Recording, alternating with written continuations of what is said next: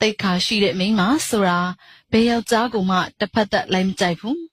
မြက်မြက်တဲ့မိန်းမဆိုတာဘယ်ယောက်ျားကိုမှ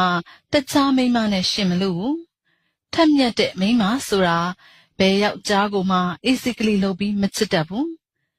မထက်မြက်ပဲပျော့ညံ့ပြီးတဏှာရမတ်ကြီးရဲ့မိန်းမတွေကတော့မြင်မြင်သမျှအစဉ်ငါလင်ဖြစ်နိုင်ကောင်းရဲ့လို့တွေးနေတတ်ကြပါတယ်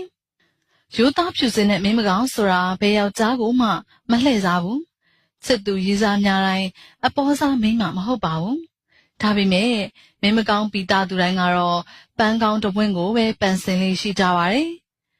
တပွင့်ကိုပန်နေစဉ်နောက်တပွင့်ကိုမြင်လို့မမတ်မောတတ်တယ်လို့ရှင်လည်းမခုန်တတ်ပါဘူး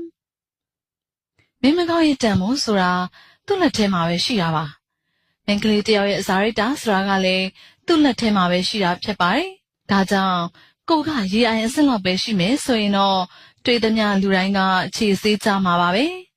ခြေအဆေးခံကြရမှရင်တုမနာမဖြစ်ကြပါနဲ့တောက်ရီအိုးထဲကရေမန်းတိတိကြီးနဲ့တော့ဘယ်သူကမှခြေမဆေးကြပါဘူး